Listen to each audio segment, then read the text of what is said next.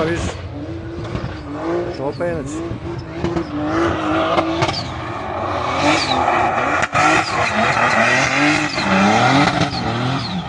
Невероятно звук се чуваме от неговия автомобил, виждате и невероятната скорост, Имаше който дронове, той оператори и лудница.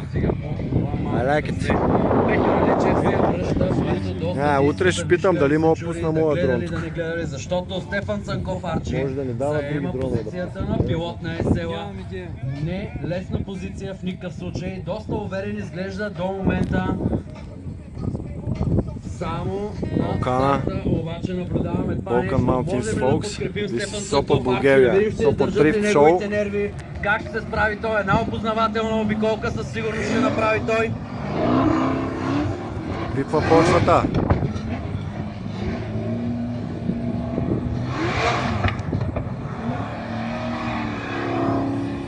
Той познава в момента движението на автомобила, точно колко радиус да бива не прави.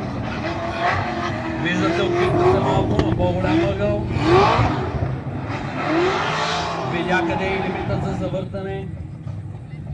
Опозна горе-долу като че ли движението на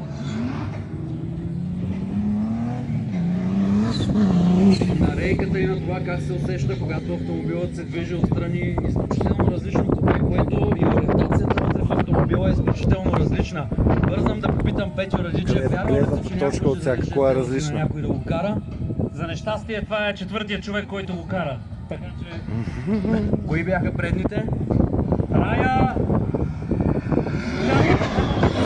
Време е да гледаме Стефан Цанков. Може да го задържи вие, виждате, че той се справя много добре с контрол на газта, на спирачката. Колата остава в една много добра линия. Арчи, не знам какво се гласува, но това е вероятно победен вече от състезател, но и държи повече нека на колата на същия по-големи.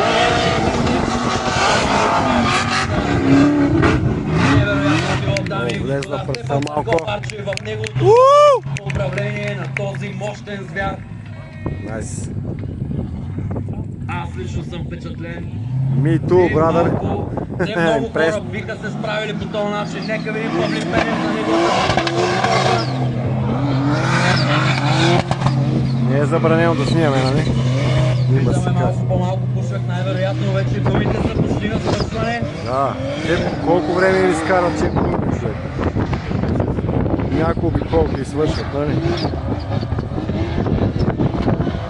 Те ще му се пръснат всеки момент, сигурно.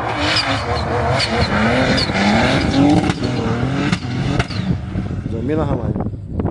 Аплодисменти за Боян Марин, за Павлин Пенев, извинявам се, почти ги бъркам двамата пилоти.